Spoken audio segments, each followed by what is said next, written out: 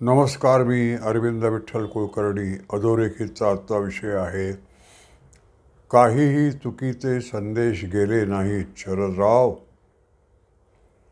मित्रहो, महाविकास आघाडीत नाना पटोलेंची काँग्रेस, शरद पवारांची राष्ट्रवादी काँग्रेस आणि उद्धव ठाकरे यांची शिवसेना यांच्यामध्ये तिकीट वाटपाच्या दृष्टीनं समझोता होत नव्हता. तो अखेर झाला.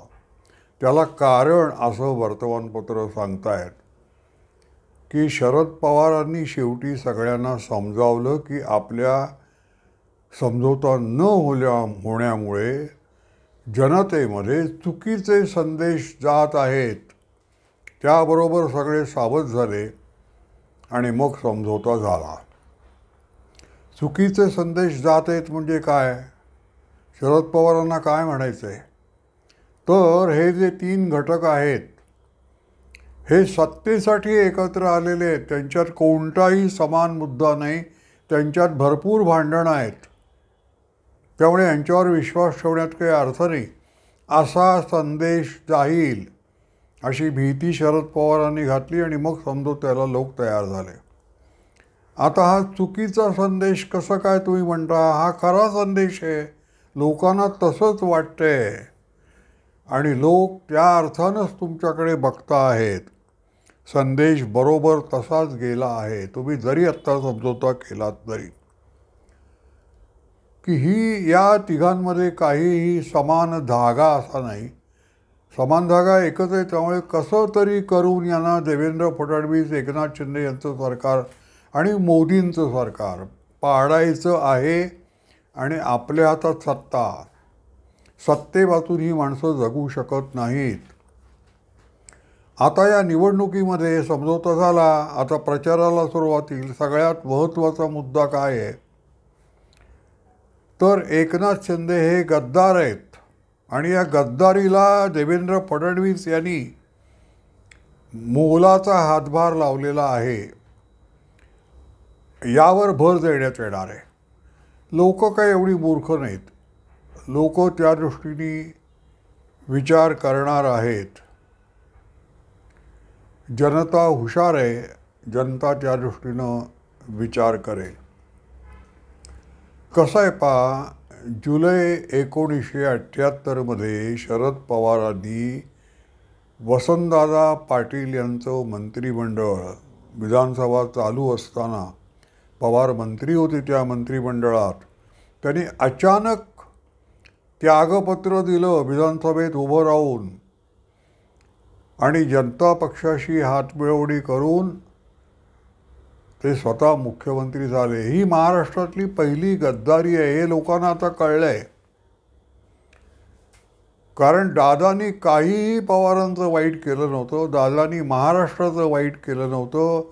वसंतदादा पाटील यांची काँग्रेस आणि इंदिरा गांधी यांची काँग्रेस, तिरपुळे त्याला महाराष्ट्रात इंदिरा काँग्रेसचे प्रमुख होते, या दोघांच्या युतीमुळे सरकार स्थापन झालं होतं. जनता पक्ष विरोधी पक्षात होता आणि शरद पवार हे वसंतदादांच्या मंत्रिमंडळात मंत्री होते. तिरपुळे गृहमंत्री होते. त्यांनी सकाळी सांगितलं दादांना, आज शरद पवार त्यागपत्र देणार आहे. दादा म्हणाले, मी त्याला मुलासारखा वाढवला आहे, तो अशी गद्दारी करणार नाही. पण पवारांनी गद्दारी केली. त्याविषयी दादांनी त्यांना कधी क्षमा केली नाही आणि यशवंतराव चव्हाणांना, जे पवारांचे गुरु आहेत असं ते मानतात, यशवंतराव चव्हाणांनी सुद्धा त्यांना कधी क्षमा केली नाही. कारण पवार हे जनतेला पटवून देऊ शकलो नाहीत की मी का काँग्रेस सोडली आणि का जनता पक्ष मी त्याच्यात प्रवेश केला आणि काय युती केली, काय काँग्रेस वाईट करत होती शरद पवारांचं, किंवा शरद पवार जी मूल्य मानतात त्या मूल्यांना काँग्रेसकडून काय धोका होता, हे शरद पवार आजपर्यंत पटवून देऊ शकलेले नाहीत. आता एकनाथ शिंदे यांनी गद्दारी केली, ते मुख्य गद्दार आहेत असं ते सांगतायत. अहो, देवेंद्र फडणवीसांनी त्यांना भाजपशी युती करून तुम्ही उद्धव ठाकरे यांची संगत सोडा याला जे भरीला पाडलं त्याला आत्मसन्मान म्हणतात, गद्दारी म्हणत नाहीत. बाळासाहेब ठाकरे यांनी हिंदुत्वाचा जो वसा घेतला आणि भाजपशी जी युती केली आणि एक परंपरा महाराष्ट्रात दोन हिंदुत्ववादी पक्ष एकत्र आले आणि त्यांनी काँग्रेसचा पराभव केला, हे महाराष्ट्राच्या राजकारणाला नवीन होतं. ती परंपरा बाळासाहेबांनी घालून दिली. ती परंपरा तुटली होती उद्धव ठाकरेंमुळे.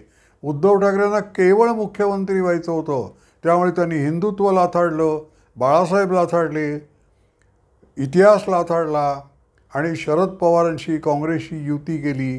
ती परंपरा पुन्हा जोडली. देवेंद्र फडणवीसांनी जोडकाम केलं, तोडकाम केलं नाही. हे लोकांना पटले. त्यामुळे गद्दारीचा जो मुद्दा आहे तो या निवडणुकीत फार चालेल असं नाही. कारण लोकांना हे कळलेलं आहे की शरद पवारांनी काँग्रेस का सोडली हे ते अजून नीट सांगू शकत नाहीत. आणि जनता पक्षाशी युती केली त्याचं एकमेव कारण त्यांना सत्ता हवी होती. कारण मंत्री असल्यामुळे सत्तेची त्यांना चटक लागली होती, सत्तेचा अनुभव घेतला होता. त्या मुख्यमंत्री होऊन सत्ता पूर्णपणे आपल्या हातात केंद्रित करायची, हे त्यांचं उद्दिष्ट होतं आणि ते त्यांनी साध्य केलं. आणि मग सगळ्या प्रसारमाध्यमांनी सगळ्यात तरुण मुख्यमंत्री, सगळ्यात पुरोगामी मुख्यमंत्री म्हणून डंका पिटायला सुरुवात केली. आता शरद पवारांचे जे लॉबी आहे, समर्थक आहेत, ते काय म्हणत आहेत, ते ठीक आहे, हो गद्दारी त्यांनी वगैरे वगैरे. पण दुसरा मुद्दा आहे, शरद पवार दिल्लीसमोर कधी झुकले नाहीत. तुम्ही दिल्लीसमोर लाचार होता, पाय चाटता. आता हे प्रकरण काय मला कळलं नाही. दिल्लीमध्ये जर भाजपचं सरकार असेल आणि महाराष्ट्रात जर भाजपचं सरकार असेल तर महाराष्ट्रातल्या भाजपच्या सरकारने दरवेळेला बंडाचा झेंडा उभारायचा की काय, दिल्लीचं ऐकायचं नाही आणि फुटून निघायचं भारतातून. अहो, ही अस्थिरता आहे, हे यादवी युद्ध आहे, हे अराजक आहे, ते तुम्ही माजवायला सांगताय का? बरं, शरद पवारांनी दिल्लीसमोर मान झुकवली नाही म्हणजे काय केलं? हा सुद्धा एक विचार करण्यासारखा प्रश्न आहे. दिल्लीला नेहरूंपासून महाराष्ट्राविषयी एक आकस आहे. हा आकस पवारांनी कमी केला नाही. पवार दिल्लीसमोर झुकत नाही तसं तुम्ही म्हणताना, दिल्लीला जो महाराष्ट्राविषयी आकस आहे तो पवारांनी कमी केलेला नाही. पवारांचं दिल्लीशी भांडण म्हणजे काय, तर सत्तेचे जे लाभ होते पवारांना त्या दिल्लीनी वाटा मागू नये असं पवारांचं म्हणणं होतं. तो सगळा लाभ मला, कारण मी महाराष्ट्राचा मुख्यमंत्री आहे, माझ्या प्राप्तीमध्ये तुम्ही वाटा मागू नका, हे भांडणाचं मुख्य कारण आहे. गंमत कशी आहे पहा, शिवाजी महाराज हा एक विषय आपण घेऊ, कारण ते महाराष्ट्राचा अत्यंत जिव्हाळ्याचा, अत्यंत मर्मबिंदू आहे तो महाराष्ट्राचा. दिल्लीचं म्हणजे नेहरू घराण्याचं शिवाजी महाराजांविषयी जे मत आहे ते सुधारण्याचा प्रयत्न केला पवारांनी, असं एक उदाहरण दाखवा. उलट दिल्लीचं जे महाराष्ट्राविषयी, शिवाजी महाराजांविषयी मत आहे तेच दुर्दैवानं पवारांचं पण आहे. महाराष्ट्र शिवाजी महाराजांच्या ध्येय धोरणानुसार दिल्लीला चालायला नकोय, पवारांना पण चालायला नकोय, हे लक्षात घ्या. आणि हे निवडणुकीमध्ये हा मुद्दा देवेंद्र फडणवीस मांडणार आहेत. नेहरूंना डिस्कव्हरी ऑफ इंडियामध्ये त्यांनी म्हटलं आहे की शिवाजी महाराजांचा राष्ट्रवाद आम्हाला नको आहे, त्याहून विशाल राष्ट्रवाद आम्हाला निर्माण करायचा आहे. म्हणजे काय, तर मतपेढीचं राजकारण करायचं आहे. पवारांनी तेच केलं आहे. पवारांनी शिवाजी महाराजांचा ध्येयवाद महाराष्ट्रात रुजवण्यासाठी काय केलं हे त्यांच्या समर्थकांनी एकदा सांगावं. व्याख्यान दिलं आहे का पवारांनी कधी? एक व्याख्यान शिवाजी महाराजांचं त्यांचं काढून दाखवा की त्यांनी शिवाजी महाराजांचं मोठेपण सांगणारी व्याख्यानं दिलेत, पुस्तकं लिहून घेतलेत, इतिहासकारांना उत्तेजन दिले, शिवाजी महाराजांच्या वचनांचं, आज्ञापत्राचं वारंवार आपल्या भाषणात उल्लेख केला आहे. शाहू फुले आंबेडकर यांच्या पलीकडे इतिहासाचं ज्ञान पवारांचं जात नाही. दुसरी गंमत काय पहा, जे दिल्लीचं धोरण ते पवारांनी कंटिन्यू केलं पुढे शिवाजी महाराजांविषयी. पवारांनी एवढंच केलं की शिवाजी हा ब्राह्मणाळलेला हा नवीन शोध लावला आणि त्याला ब्राह्मणापासून मुक्त करण्याचा प्रयत्न केला. देवेंद्र फडणवीस, एकनाथ शिंदे काय मुद्दे मांडणार आहे ते आता भाषणामध्ये, या प्रचारामध्ये. मोदी, महाराष्ट्राला शिवाजी महाराजांविषयी जेवढं प्रेम वाटतं, जेवढा आदर वाटतो, जेवढा अभिमान वाटतो, तेवढाच मोदींना वाटतो. याच्यात महाराष्ट्र कुठे झुकला? देवेंद्र फडणवीस, एकनाथ शिंदे मोदींपुढे कुठे झुकले? आणि झुकलेचं काय बिघडलं? त्यात महाराष्ट्राची हानी काय आहे? मोदी हे 2014मध्ये मुख्यमंत्री, पंतप्रधान म्हणून प्रचाराला सुरुवात करण्यापूर्वी रायगडावर येऊन शिवाजी महाराजांच्या समाधीसमोर ध्यानमग्न होऊन बसले होते.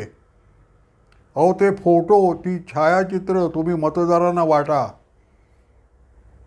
म्हणजे मग मोदी आणि राहुल गांधी, मोदी सोनिया गांधी, मोदी शरद पवार यांच्यातला फरक. शरद पवार कधी गेलेले नाही आहेत रायगडावर, शिवाजी महाराजांसमोर झुकलेले नाही आहेत, किंवा गेले असले तरी मोदी ज्या पद्धतीने गेले, ज्या भावनेने गेले, त्या भावनेने पवार गेलेत का? शिवाजी महाराजांचा प्रचार करणं, शिवाजी महाराजांवर मोदींनी जेवढी व्याख्यानं दिली असतील संघाचा प्रचारक म्हणून, तेवढी पवारांनी सुद्धा दिलेली नाहीत. आता दिल्लीसमोर झुकत नाही म्हणतात. मी तुम्हाला एक उदाहरण देतो. औरंगाबादमध्ये यांची राष्ट्रवादी काँग्रेस वेगळी होती, यांची वेगळी समाजवादी काँग्रेस होती, त्याला राष्ट्रवादी नाव नंतर दिलं. औरंगाबादला राजीव गांधी यांच्या उपस्थितीत मोठा मेळावा झाला आणि मग शरद पवार काँग्रेसमध्ये पुन्हा प्रवेश करते झाले. राजीव गांधींना यायला जरा उशीर होता, त्यामुळे शरद पवारांची जी अत्यंत जवळची माणसं आहेत त्यांच्याशी आमचं संभाषण, मी वार्ताहर म्हणून तिथे उपस्थित होतो. मला वाटतं मी मिड डेला होतो का आफ्टरनूनला होतो मला माहीत नाही, पण मी वार्ताहर म्हणून तिथे होतो. तर मी शरद पवारांच्या अत्यंत जवळच्या माणसांविषयी त्यांना म्हटलं की हा सौदा कितीचा झाला हो? 100-125 कोटीचा तरी झाला असेल. मला त्या माणसाने सांगितलं, त्या माणसाचं नाव, पत्रकारितेमध्ये काही संकेत आहेत की अशी जी गुप्त बातमी तुम्हाला दिली जाते त्यांची नावं जाहीर करायची नसतात, त्यामुळे मी त्यांचं नाव सांगत नाही. मुंबईला राहत होते, वरळीला, एवढंच सांगतो. त्यांनी सांगितलं, अरविंदराव काय बोलता, 100-125 कोटीचा जर हा सौदा असता तर पवारांनी डाव्या खिशात हात घालून ते पैसे काढून राजीव गांधींच्या हातावर ठेवले असते. त्यापेक्षा कितीतरी महाग असा हा सौदा आम्हाला पडला आहे. मग एवढा सौदा करून तुम्ही काँग्रेसमध्ये परत जाता, तुम्ही दिल्लीसमोर झुकला नाहीत का? कुठे भांडणाची तुमची प्रवृत्ती आहे? एक लक्षात घ्या, जो राजकीय नेता असतो ना, त्याच्यात थोडी तरी, अंश मात्रानं तरी का होईना, पण थोडी उदात्तता लागते. ती उदात्तता देवेंद्र फडणवीस यांच्यामध्ये आहे. मोदींमध्ये ती अपरंपार भरलेली आहे, पण देवेंद्र फडणवीसांमध्ये जी आहे ती एकनाथ शिंद्यांमध्ये सुद्धा आहे. देवेंद्र फडणवीस, एकनाथ शिंदे, मोदी हे खालच्या पातळीवर किती उतरू शकतात याचा आपण अंदाज करू शकतो. पण शरद पवार खालच्या पातळीवर किती उतरू शकतात त्यांचं त्यांचं उद्दिष्ट साध्य करण्यासाठी याचा अंदाज आपल्याला लागणार नाही, इतके ते खाली जाऊ शकतात. हा दोघांमधला फरक आहे की उदात्तता नाही आणि नीच पातळी गाठण्याची क्षमता जी आहे ती यांची मर्यादित आहे, यांची अपरंपार आहे. हा शरद पवार आणि देवेंद्र फडणवीस, एकनाथ शिंदे यांच्यातला फरक आहे. मोदी, देवेंद्र फडणवीस यांच्यात काय आणि शरद पवार काय फरक आहे हो? शिवाजी महाराजांना राजकारणातून नेहरू आणि शरद पवार यांनी जवळजवळ हद्दपार केलं होतं. तर त्यांना पुन्हा आणून दुसरा राज्याभिषेक मोदी देवेंद्र फडणवीस त्यांचा करतायत. शिवाजी महाराजांना पुन्हा त्यांची प्राणप्रतिष्ठा केली जाते. हे शरद पवारांना मान्य नाही आहे. काय कारण आहे माहीत नाही, पण शिवाजी महाराजांना जो सन्मान द्यायला हवा तो नेहरूंनी दिला नाही, पवारांनी दिला नाही, तो मोदी देवेंद्र फडणवीस देत आहेत. हे त्यांचं मुख्य दुखणं आहे. शरद पवार आणि नेहरू यांनी महाराष्ट्राची जी हानी केली ती हानी देवेंद्र फडणवीस, एकनाथ शिंदे भरून काढतायत. हे लक्षात घेतलं पाहिजे आपण. दिल्लीची मदत न घेता कोणत्याही परिस्थितीत शरद पवार हे पंतप्रधान होऊ शकत नाहीत. दिल्लीमध्ये कोणाची तरी मदत, शरद पवार एकट्याच्या बळावर महाराष्ट्राचे मुख्यमंत्री होऊ शकत नाही, तर ते पंतप्रधान कसे काय होणार?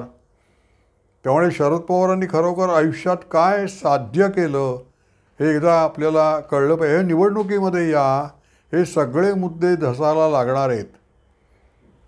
शरद पवार, देवेंद्र फडणवीस, एकनाथ शिंदे, नरेंद्र मोदी या सगळ्यांचं कर्तृत्व, त्याचा लेखाजोखा मांडला जाणार आहे. त्या दृष्टीनं हा निवडणूक प्रचार पुढचा महिनाभराचा अतिशय रंगणार आहे, अतिशय उद्बोधक होणार आहे. आपण बारकाईनं त्याकडे लक्ष दिलं पाहिजे. त्यामुळे गेली 40-50 वर्ष जे चुकीचे ग्रह,